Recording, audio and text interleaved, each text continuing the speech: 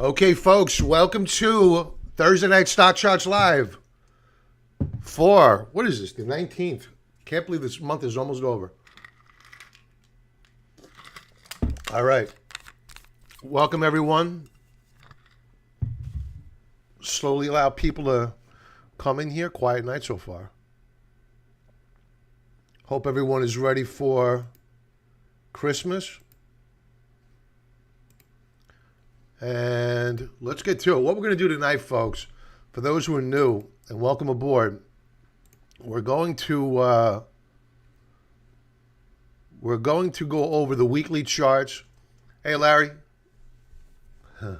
on board from Fort Knox. Is that a fact? Really? Hey, Franklin. 35 miles from Fort Knox. Hey, Chuck. So, yeah, Larry brought up Fort Knox because what we did is something today that we haven't done in a while, and that was took a nibble on the gold miners, the junior gold miners, the GDXJ. We'll talk about that, the strategy behind it. I'm not overly bullish by any stretch of the imagination. I just sense the beginnings of a change in the way we were trading. Also, bonds play a factor in it. The U.S. dollar, I'm going to go over in a moment. We're going to go over the weekly charts. We're going to talk about how we appear poised to close out the week. Are we looking strong on equities and bonds? Are we looking weak? Because the work that we're doing right now will help set us up for the coming week. So let's get to it. And we'll begin, as we always do, is with bonds. I know it's boring, but for those that are new to trading, it's so critical. I can't emphasize how critical it is. So, or they are, I should say, not it is. They are. Bonds are very important. TLT, 20-year bond ETF. This is a daily chart. Let's stay on this for a moment. I think I pulled up the wrong list. Yep. Okay. So a daily chart of the 20-year bond ETF. We broke out yesterday, continuation breakout today. What does that mean? Yields declining. Now let's go to the weekly view. I pulled up the wrong series of charts.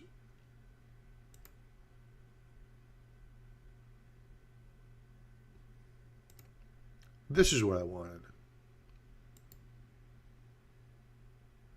The weekly views.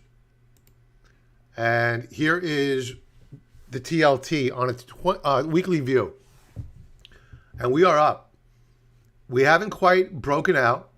We're close. No cigar. One trading day left to go. A lot can happen. So we'll go over these charts on a closing basis, meaning, as I'll keep saying, hey, Big Bear, hey, you pal. Another name. Every time I see that name, I laugh. Great name.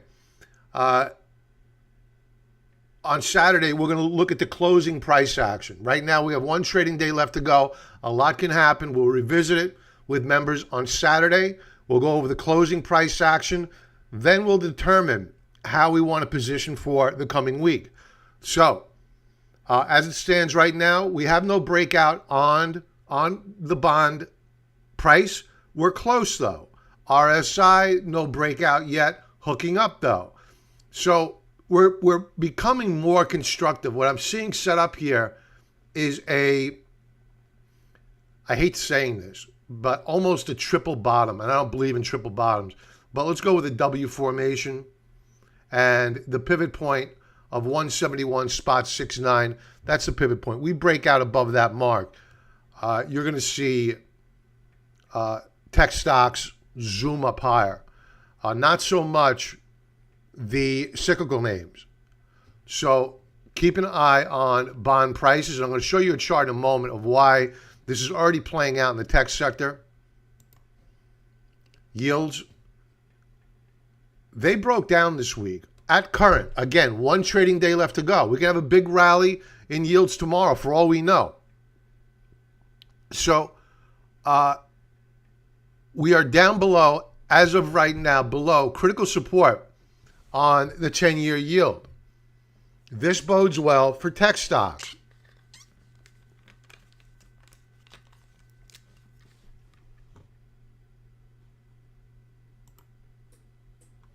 The VIX.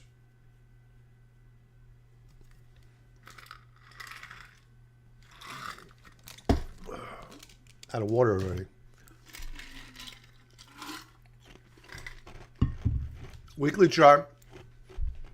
Now, we're up on the week. And we are flirting with a recapture of a support level. So are we firming up for a new base and a potential breakout higher? I think it's entirely possible. We're going to go to new lockdowns. You had the CDC chief come out tonight saying, stop locking down the schools. These states, my state, they're going to lock them down because they can. They're power hungry. Now, the S&P 500 is down on the week, as it should, with the VIX up. So much for that surge on Monday, the second week of corona vaccine hope. And we have faded. We're off the lows of the week. Let's take a look at the daily chart. Looks like we may rally here. Today's volume was very light.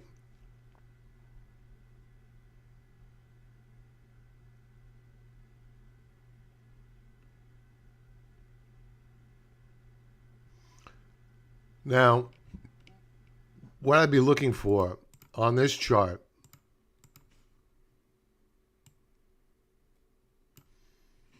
is a breakout above 3,600.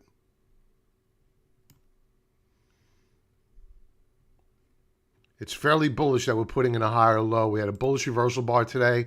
We opened down. We closed up. Very good to see. Very bullish. Volume was light, though. Small caps, of which I am now technically short of the small caps. We shorted them yesterday, and they subsequently began to roll over. Today we had a bounce back. Now take note of where we are. Take note of where we are. Hello, Diego.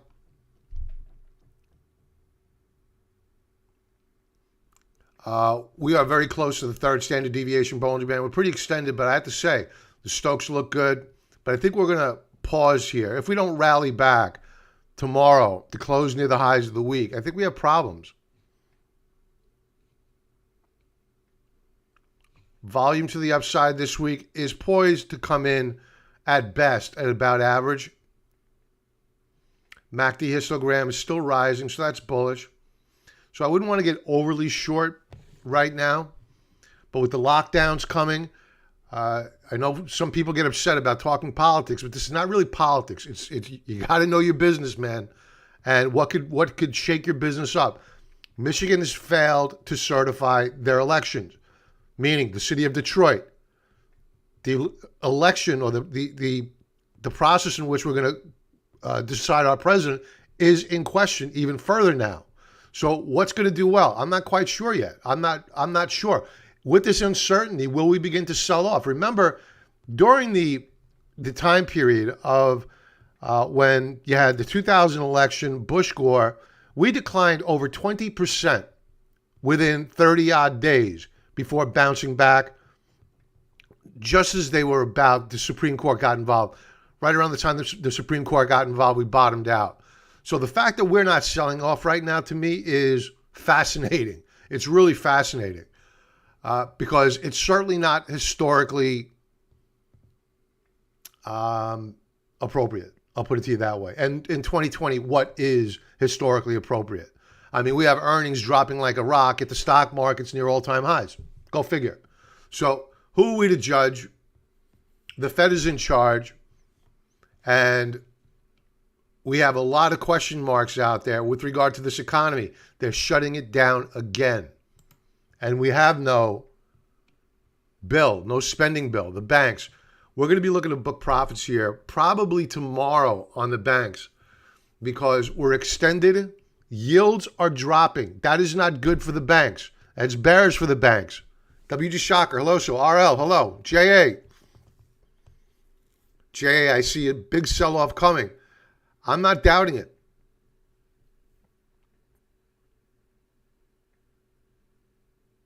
And I pulled up an article. I want to share this. And this is just speculation on my part.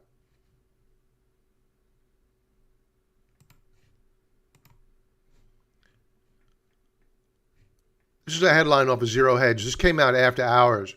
Fed furious after Mnuchin refuses to extend some bailout programs.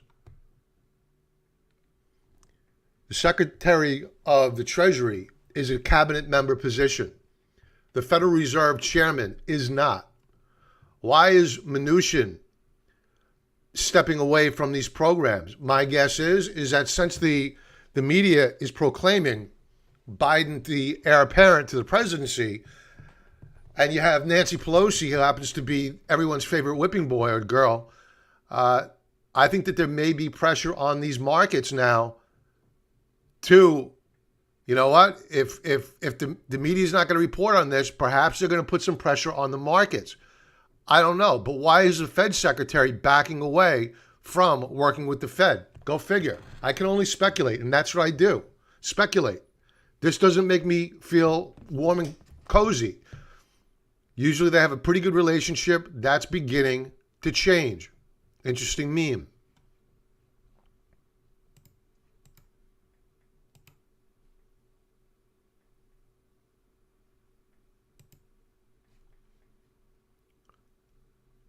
Now, I skipped over the tips because I want to talk about gold for a moment. The tips have been fluctuating a lot. And I'm not loving the Stokes here. They're weak. What about stimulus? Are we going to get it? I don't think so. I think that right now, the president is in the catbird seat because as far as the media is concerned, he's no longer president. He's a lame duck president. And you have an heir apparent that has been anointed. It's Joe Biden. So the only conversation that's been had or any comments that have been put out there by any Republican has been Mitch McConnell. That's it. And he's talking about only $500 billion. Nancy Pelosi walked away pre-election from $2 trillion, and $500 billion, I mean, is not going to cut it. The market's not going to be happy with that. So they're going to throw a hissy fit. So might we get a $500 billion package? Maybe. But there's no rush anymore. Notice how the wheels of government post-election have stopped working. There's no cooperation now between Treasury and the Fed. They were trying to keep the markets together. There is no talk about a stimulus package with the exception of McConnell, who will bore you to death with his negotiations. And he's looking at 2022. As far as McConnell's concerned, the election's over. He's looking at 2022. He wants to take the House. He wants more seats in the Senate to firm up his power. So that's the way the Republicans work. Nadia, hello. Have you seen Newsmax? Bob Media isn't covering. Yes, Newsmax. I have been watching quite a bit. Because Greg Kelly, I think his name is. Even my dad, he found him, and he's been watching them. I didn't even turn them on to him. He asked me the same question today. So yeah, I'm watching them. They're very, very good. And apparently their market capitalization is now at around 200 million. So they're growing exponentially. Fox really, I think they're going to lose a lot of talent. Brett Baer, he's a get. Obviously, Tucker Carlson, he's a get. I like Sean Hannity, but I'm not a big Sean Hannity guy. But Tucker and Brett Baer, I think Brett Baer was not pleased with the outcome of how they handled the election coverage. our train. The Republicans worked on a bipartisan stimulus bill back in September for $1.5 trillion, but Pelosi stuck to $2.5 trillion and wants to give health care to illegals, and my current coverage sucks. Welcome to America 2020. It's the world is on its head. It truly is. I get your frustration. I really do. And she walked away from $2 trillion. All right, so the tips. So we've seen a bid on agriculture this week. You're seeing pockets of inflation. The tips, which were weak, have bounced back this week, and they have recaptured support as of last week and follow through up week this week. So what does that mean? Well, if you overlaid the price of gold, overlaid versus the tips, they pretty much trade in tandem. So if the tips are rallying, at some point in time, gold is going to rally as well. Daily chart. The daily chart of the tips is bona fide. And I put this arrow up here the other day because we had put in a new daily low on the 16th, yet the one observation I picked up on was that I was saying, wait a minute, all right, so there's no breakout yet on the RSI. There's no breakout yet on price. In fact, we're down on the day, yet the Stokes broke out. Talk about the market sending you a signal. That's why this arrow is here, because I wanted to memorialize it. So I remember to talk about it. Look at the volume today. Look at the volume pick up. OG1 Kenobi. Hey, buddy, are we crashing? Not yet, I don't think. We have seasonality still helping the markets out here. After January 1, all bets are off, man. They voted her back in, J.A. They voted her back in. I think she's there for 2 years now.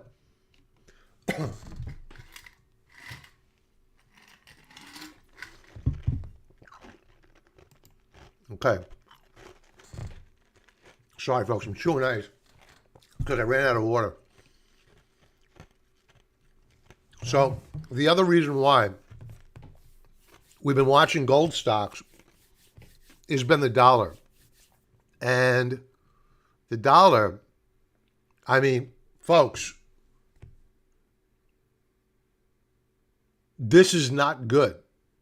I mean, you want to talk about bearish.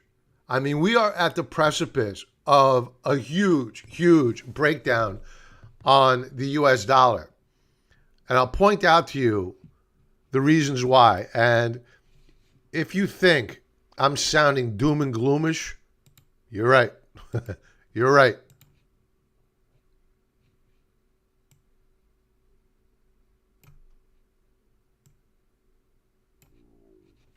Excuse me.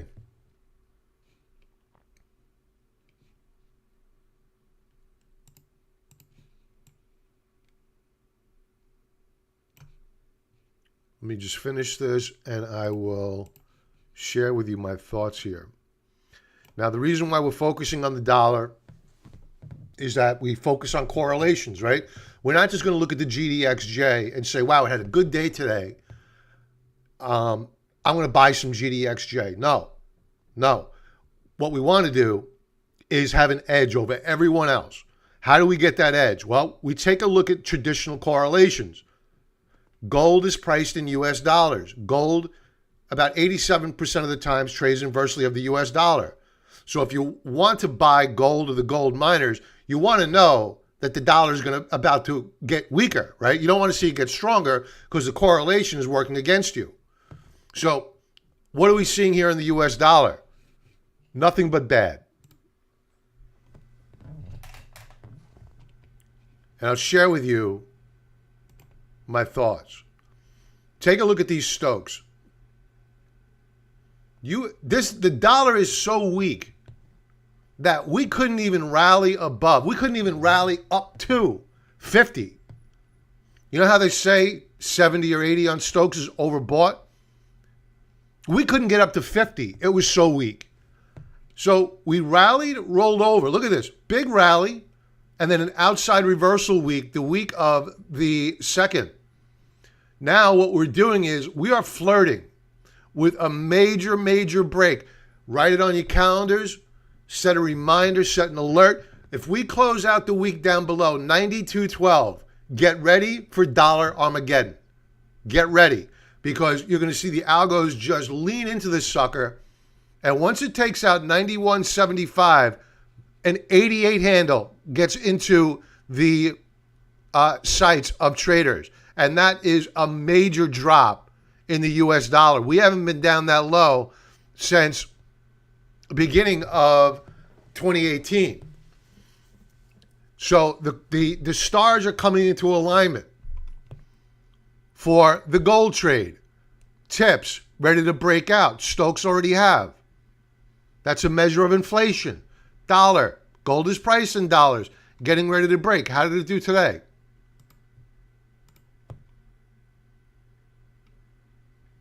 Down day. They're flirting here. They're tempting people to come in to buy the dollar as if it's going to hold support. I don't think it holds it. I think that it's going to break. And for those interested in correlation, I forgot I had this up here. We don't use daily correlations. We use monthly correlations at a minimum. So here is, make sure I have gold, correct. Okay, so we have US dollar in candlestick, gold. Now you can see, oddly enough, you've had somewhat of a correlation of late. In fact, I'm going to get real geekish right now, so bear with me.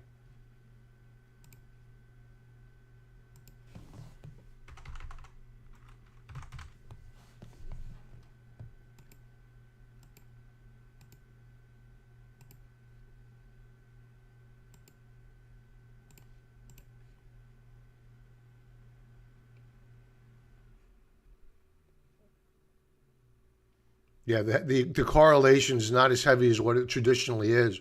I mean, both the dollar and gold have been weak of late, but this is not going to last.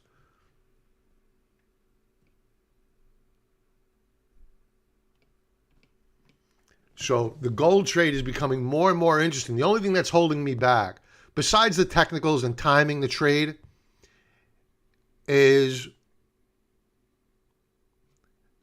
seasonality. I'm going to go to seasonality in a moment. Dow Transports, weekly chart. And then we'll go to the chart of the GDXJ. We'll talk about it. Dow Transports, new all-time highs this week. I can't get excited. Why? It's because it appears as though, well, this doesn't support my theory. The volume bars are pretty heavy. But the price action reminds me of a short squeeze. But normally short squeezes occur on light volume, and we don't have that. So we do have all-time highs, but we're fading. And every Monday now you have to wake up. It's a new story, right? One of our taglines is we trade the charts, not the hype. The hype or the story. Every Monday now, it's a vaccine this, it's stimulus that. What's it going to be on Monday to keep this thing going? I don't know. They'll come up with something. But you're going to have the power of diminishing returns coming to effect soon. And each one of these announcements, and we fade on the announcement, is going to have less and less of an impact on that Monday, that spike up higher, because eventually people are going to understand this is not going to last. So we're fading on the week.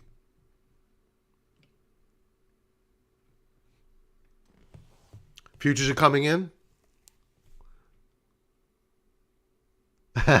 Franklin, hey, you have 35 people watching, only 11 thumbs up. Hit the like button. Yes, please hit the like button. Thank you, Franklin. Franklin's monitoring the store for me. Thank you very much. R-Train, could you explain the correlation between the stock market and bond rates repeating themselves every 2 and 10 years? How does it impact the market? I'm not exactly sure what you mean by every 2 and 10 years. If there's a rhythm out there, I need to have a chart in front of me to try to analyze it. So I'm not dismissing what you're saying. You're probably onto some historical rhyme that's out there. I'm not quite familiar with it, but the so in an organic market, when I say an organic market, we're not in an organic market. We haven't been in an organic market since the financial crash. And you could argue before that because of all the stimulus that was pumped into the economy after the dot-com crisis. We've never been the same as what we were pre-2000. We've never come back to where we were.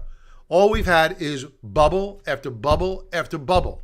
What has been the impetus for that bubble? It's the Federal Reserve picks out a sector they want to pump up. It's always stocks, sometimes real estate, sometimes not. So people are, I feel bad because there's been about now 2 generations of people since I've been a trader that have come on board and they know nothing about what an organic economy looks like. An organic economy, believe it or not, is one where you have stocks moving up higher and interest rates moving up higher. Why are interest rates moving up higher? It's because the Federal Reserve is worried about inflation because there's too much demand. The economy's too hot. They're putting the brakes on. That is your Goldilocks economy. That's perfection. But we don't have that now. Now it's a matter of, okay, what sector are we going to pump up? Well, if you pump out more dollars, you drop down rates, well, they know, the Federal Reserve knows, the technology sector correlates 79% of the time with the S&P 500. I didn't make this up. Carter Worth is the one that shared it with me. So if Carter's saying it, I'm repeating it because this guy knows his stuff. So if you're going to pump the market up, pump the tech stocks up. Get the Tues excited. Notice how the Tues ripped through the ceiling off the lows, and you still have your cyclical names, which never caught on fire. There it is now coming back to life and beginning to break out. So all you've had is a very thin market breadth of stocks driven by low interest rates. If you had an organically growing economy, a real economy, 3.5%, 4% growth, organically because of our means of production, not government manipulation. You're going to need steel stocks. You're going to need shipping. You're going to need all sorts of sectors to help drive the economy forward. You don't have that. In fact, they're trying to shut it down more. Again, it's insanity. So we are on such a thin thread. I can't put it to words. I feel horrible for my kids. I truly do. So the only thing that we could do is watch the charts, understand that Democrat nor Republican is your friend. The only friend you have is you. That's it. And for those out there, I know most of you don't see them. I get some nasty grams, real nasty grams about I'm a Republican this. Listen, I'm an American. I want fair elections. If we don't have a fair election, it's all over. This American experiment is done. It's done. And you can't pump yields up high enough. If you have people in the streets shutting down cities and acting barbarically, then we might as well be Rwanda. I mean, that's what it's going to come down to. So either we get our act together right here, right now, or the Federal Reserve is going to be, they're out of bullets. And God forbid, here is Armageddon. If everybody wants to know what Armageddon is, it is this. US dollar.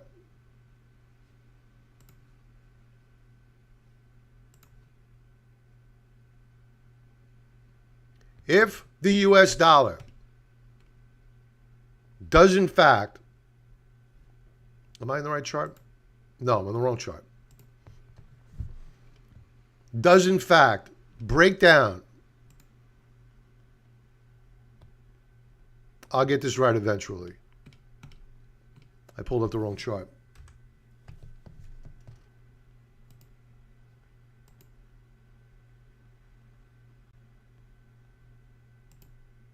Here we go. Finally. If we break down below the support. You know, I'll put a poll out to the folks. There's a word for what we're going to see if the dollar begins to tank down below this support level. If you want to type it in there really quick, if you have an inclination of what I am trying to express here in terms of what is going to hit our economy. Hey, Nestor. A reset? What do you mean a reset or a retest?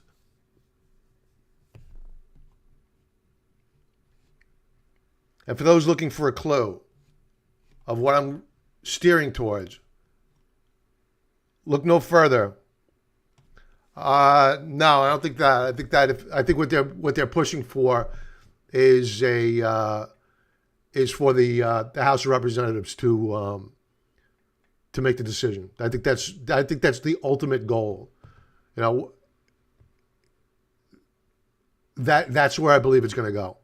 Or at least they're going to attempt to have it go that way. Okay, so I think what we're seeing is the beginning of inflation. If we begin to break out on tips, the dollar begins to break down. Think about this. And you have yields. If the dollar breaks, if the tips break out, this is Armageddon. And if bond yields break out, as they already have, except this week they're weak, what's the Federal Reserve going to do?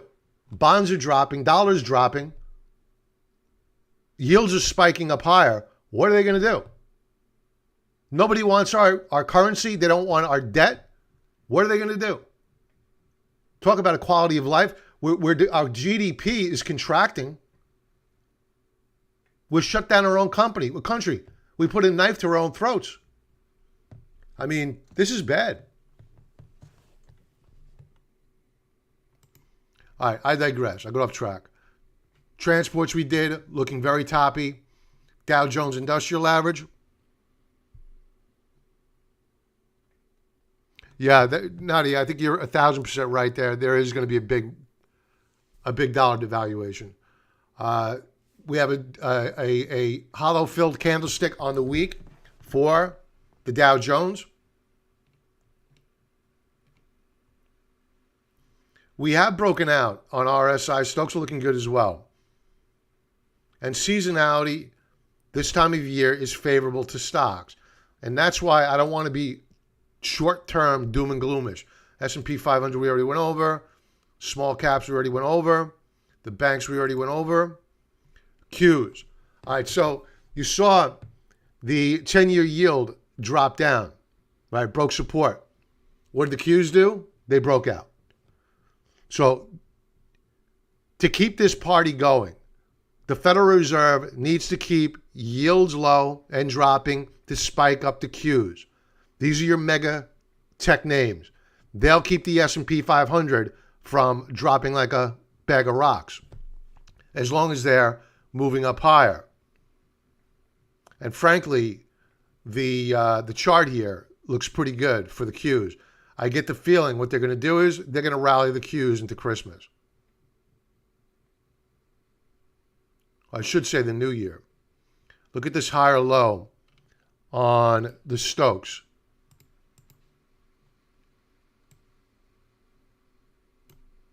Very bullish.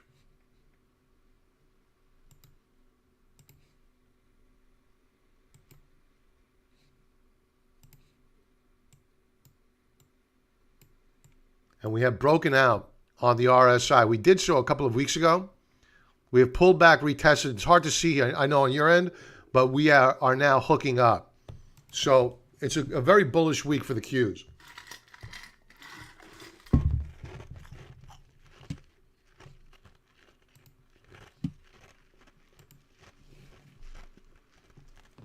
Technology. No breakout yet. But I can see one setting up.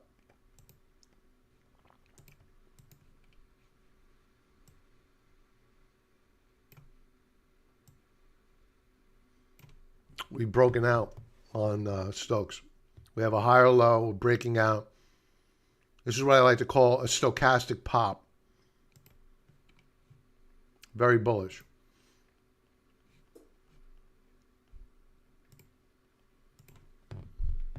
Daily chart. They're going to take the Qs up higher. They're going to take technology higher.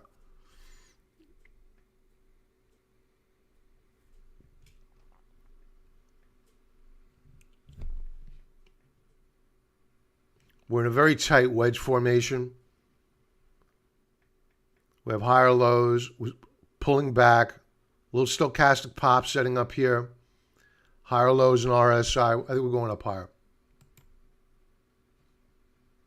Semis, weekly chart. No new weekly high, but they're up nearly 2.5%.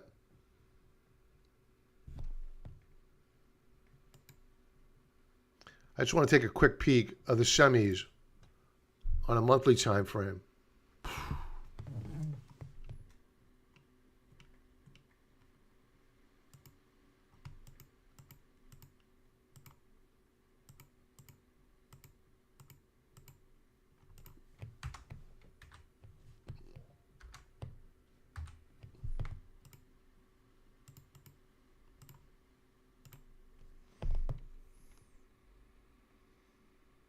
Very extended.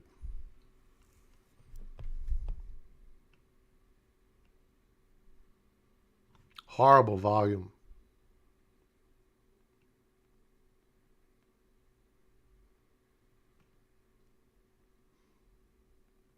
Man, when this goes, it's going to be ugly. Let me throw up a chart of the 2000 bubble. Semis.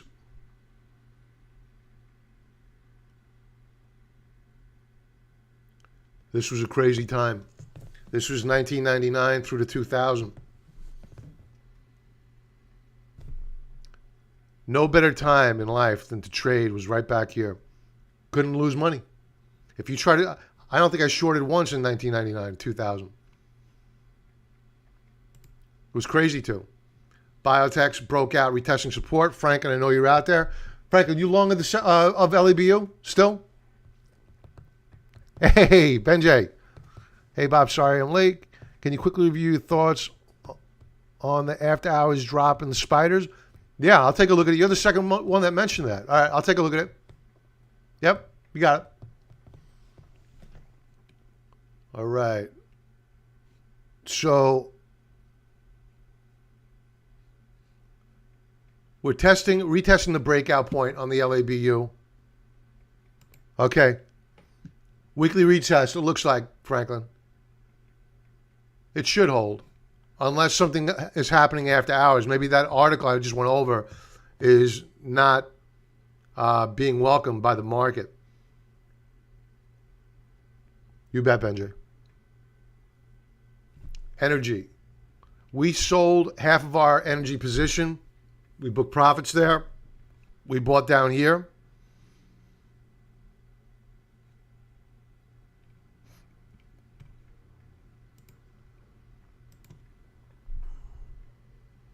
They did rally back today. The chart still looks good.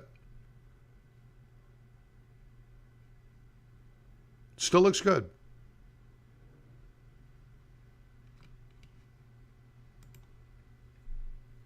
Oil. Why oil is rallying, I have no idea.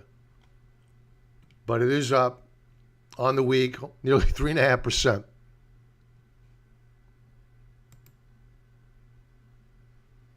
All right, to gold.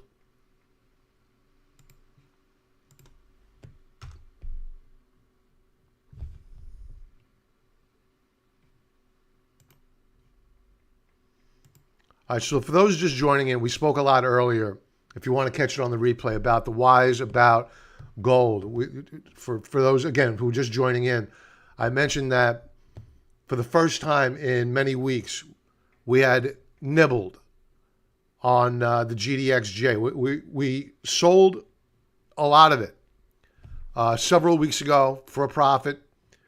We kept a small position just in case we were wrong. As it turns out, we were not wrong for selling that position. And what we're seeing here on gold is the beginning of the end of the sell-off, at least on the Stokes. A lot of damage could still be done here.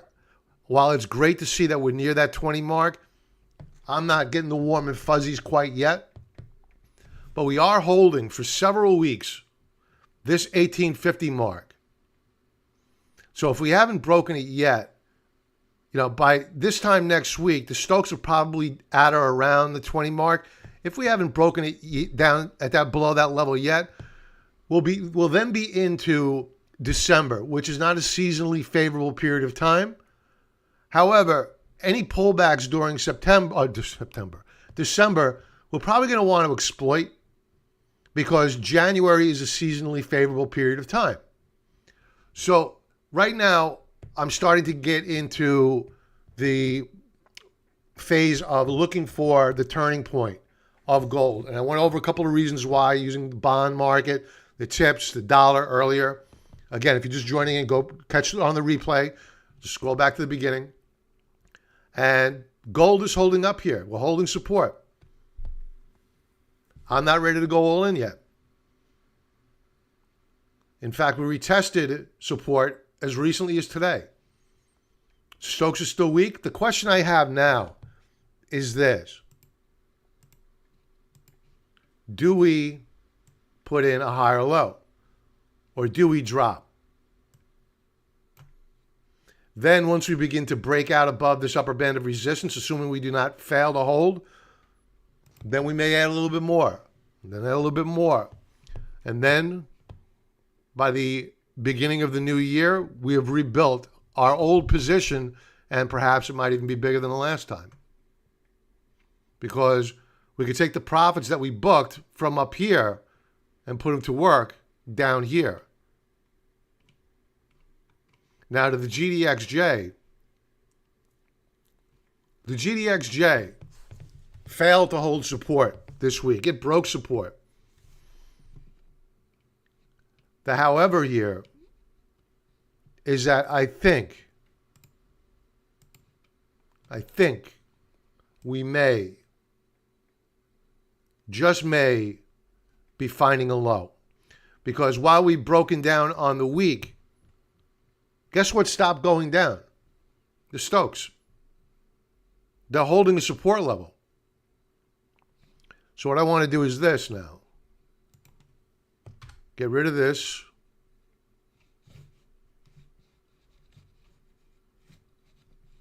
My mouse is not working. There we go.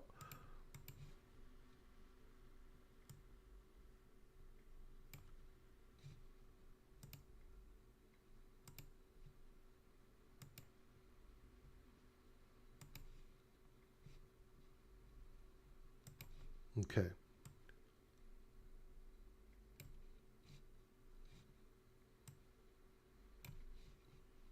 And then we'll set up a tripwire here. And I'll be looking to see whether or not we gain steam. So here's our new lower band of support. We bounced off of it today. And again, Stokes have stopped going down.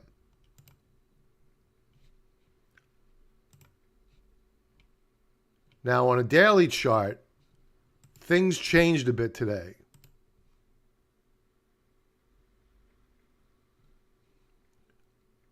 We had broken support yesterday and dropped down. And this was one of our price targets. It got hit today. That's one of the reasons why I decided to nibble. I think that ultimately we may sell off a bit further, hit the high 40s, and it's at that point in time where I'm probably going to become a bit more aggressive in buying the GDXJ in anticipation of what I don't think is going to end well here in this market going into the new year. So we're holding support at current. At one point in time near the close, we were positive, but we gave up those gains.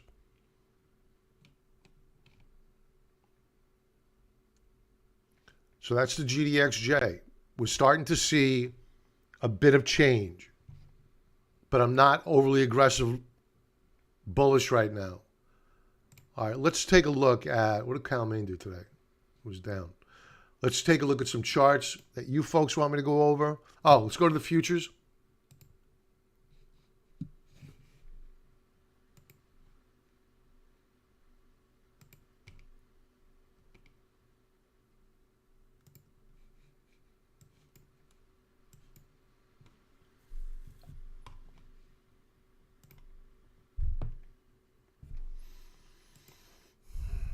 My guess is that this is it. I went over this earlier.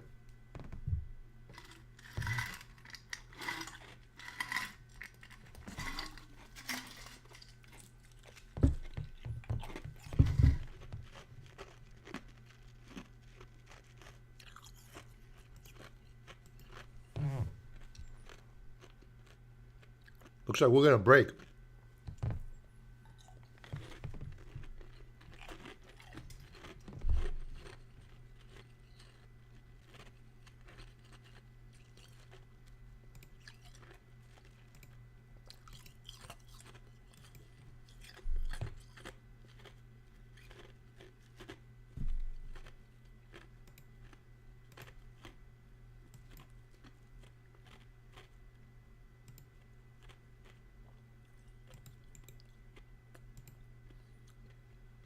Yeah. They're going to try to hold the support level at around 1540.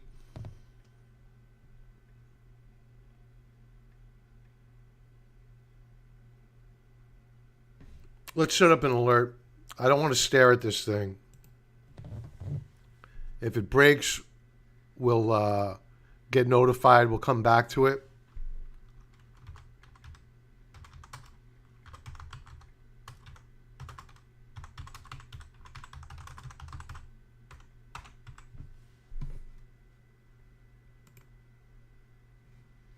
All right, let's go to some chart requests.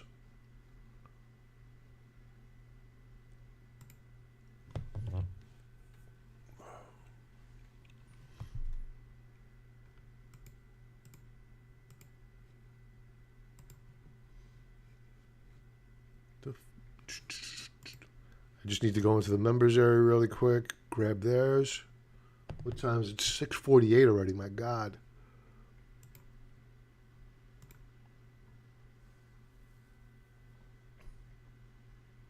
All right, took a cloud. SPG for Larry.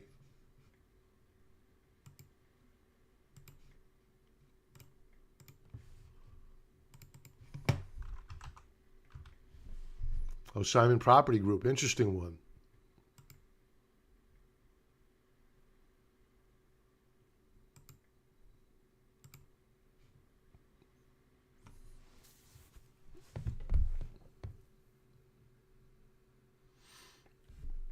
Nice monthly breakout.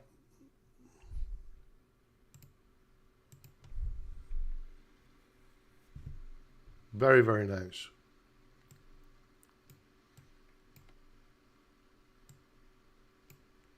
A lot of short covering here. A lot of it.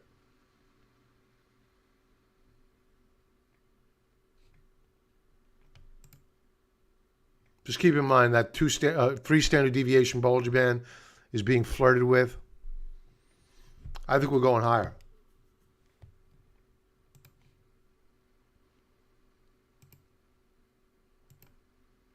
We came very close to a breakout today.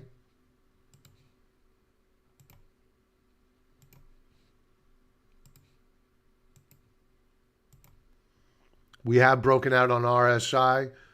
Seasonality. It's good for November, great for December, very nice in January.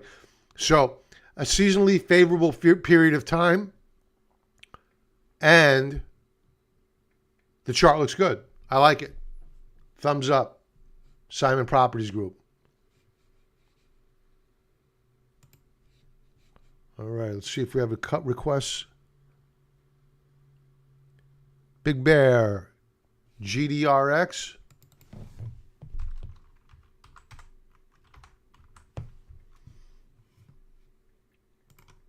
Don't know this one. Oof. Oof. Not much data on a monthly. Not much better on a weekly. There's not a lot to analyze here.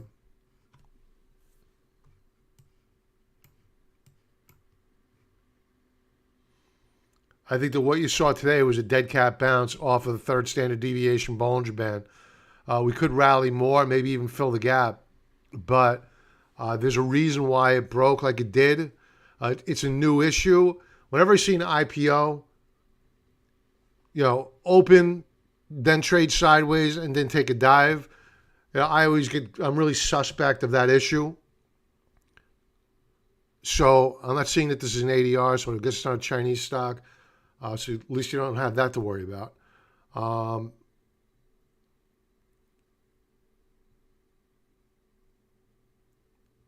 I think it's a dead cat bounce, what you saw today. I wouldn't trade this stock. I don't like it.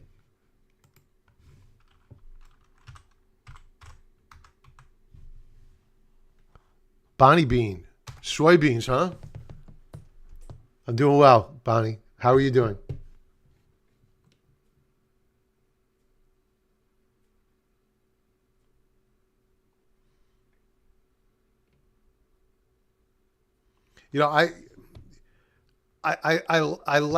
I like the Stokes hooking up. I like RSI hooking up. I like the bullish reversal on the day.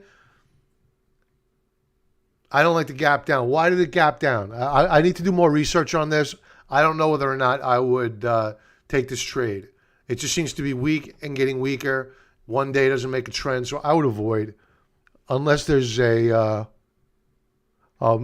new virus concerns. That's why the ES futures are dropping. Yeah, it is a hard one. All right, soybeans. I think Tectrium has... yeah, Tectrium.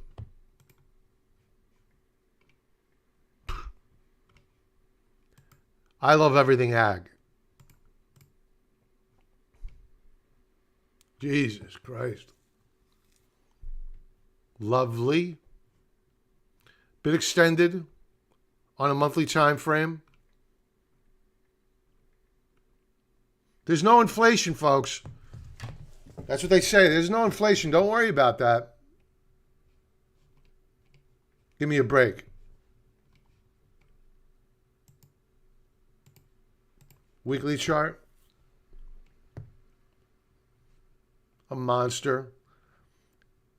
It's a bit extended, but it's probably going to go up higher. A lot of resistance up here in the 18s. Maybe even a 19 handle. But there's a lot of resistance up and in here. So I would expect to pause soon, but it's probably still going to go higher.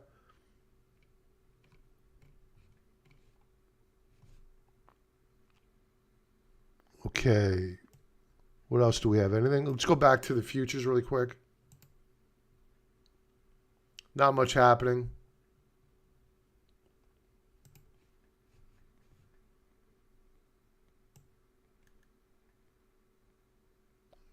All right. Do we have any other requests?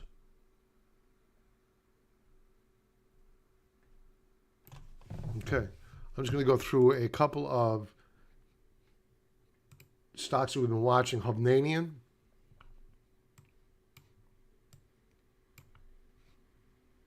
Monthly chart breakout still looks good. Weekly chart rejected. Down on the week. Not looking good here. Probably going to pull back further.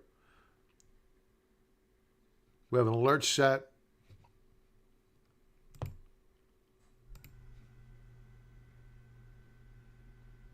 Bearish reversal bars. This is the value of the automated trend lines.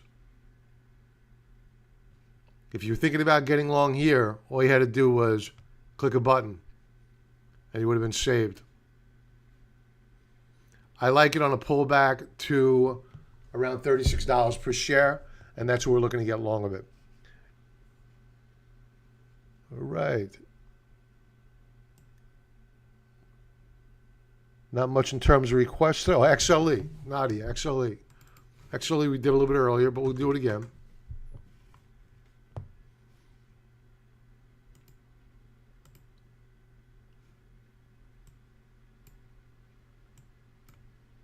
XLE is looking very good. Big W formation. We broke out above a resistance level.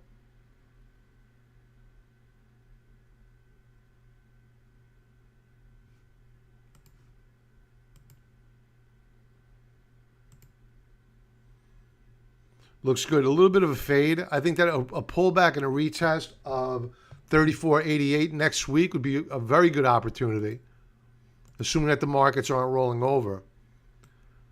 I happen to like the way they closed today. Big bullish reversal bar, down day yesterday, down day today. However, we reversed, and we're also going into or are in a seasonally favorable period of time. That ends in January. So I like the XLE. We're still long of ExxonMobil.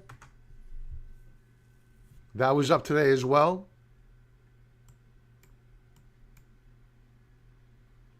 So energy looking good. All right. Let's circle back, take a look at the futures, and then I'll log off. All right, so it looks as though we may hold on here. I think the daily setup, is it really a surprise to anybody that Corona's picking up? I don't think so. First Solar.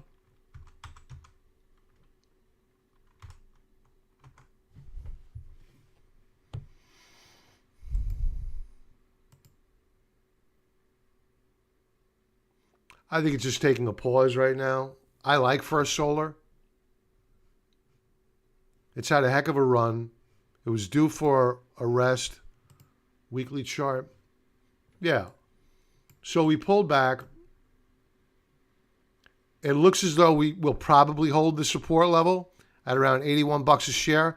We need to hold that support level. If it doesn't, for whatever reason, tomorrow, I would avoid. But if you wanted to scratch the itch tomorrow, wait for that final half hour of trade. Make sure that it closes above this support level.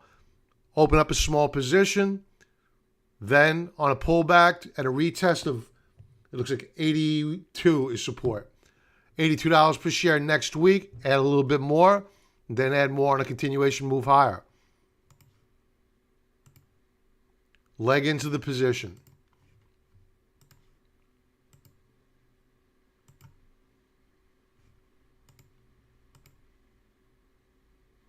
I think it's probably going to head up higher.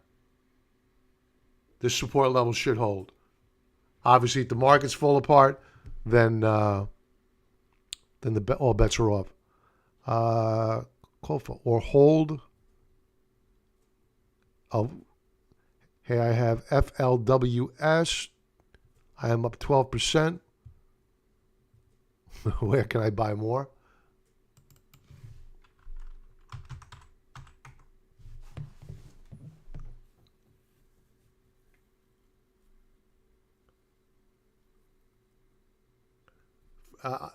I think that the ship has kind of sailed here a little bit from a risk-reward entry point. Don't get me wrong. I'm going to come off sounding bearish right now, but today was the day really to have pulled the trigger, because what we did is we broke out. You know, I normally don't like to buy a stock 2% beyond the breakout point. We closed up around nearly about 5.25%. So a little bit extended beyond my point of where I'd want to open up a position. And you have resistance not too far above. Excuse me, not too far above at 24.28. So I wouldn't add more here at current.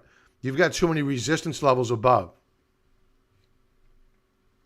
That's on a short-term time frame. I'm only talking about a daily chart. Let's pull back.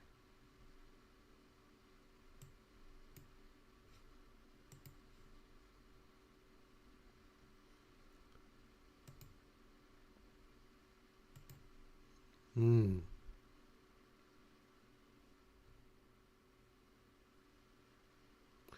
very careful here. because technically this stock is in a downtrend.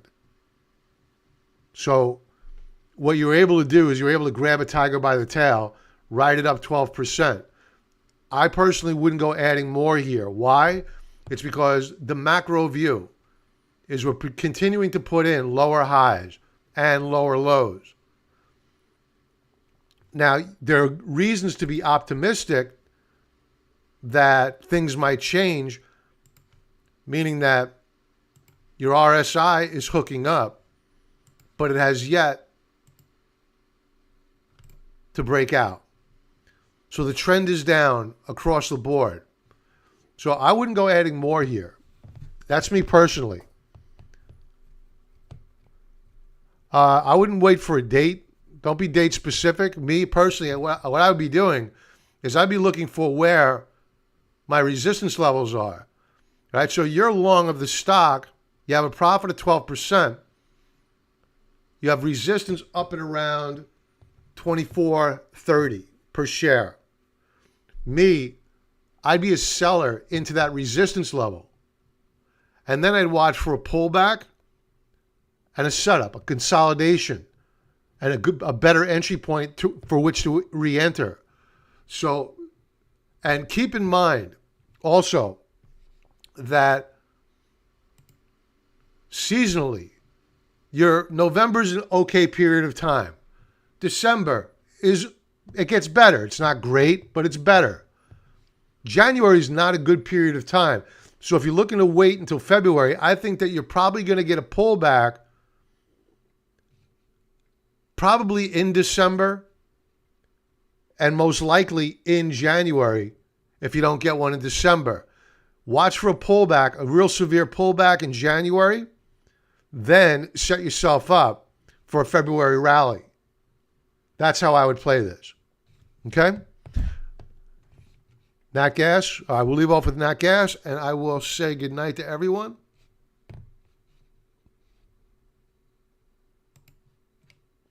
And if I could ask you folks to please smash that like button, I would really appreciate it.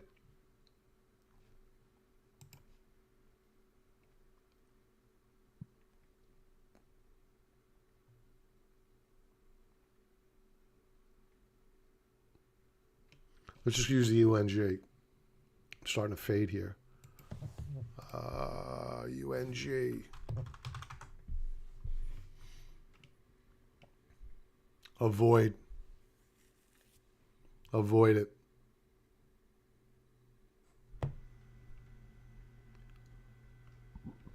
I think what's hammering natural gas, is the fact that temperatures are warm. And that's really hurting natural gas prices.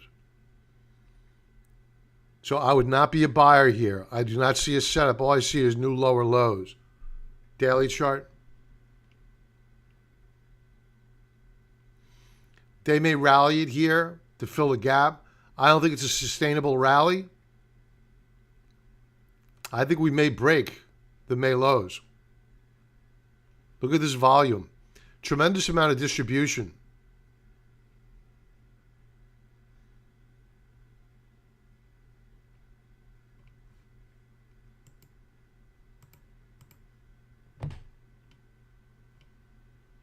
I think we could quite very, very well break to new lower lows on Nat Gas.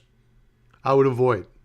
And with that, folks, everybody have a great night, have a profitable trading day, and a great weekend. I'll talk to you soon. Be well.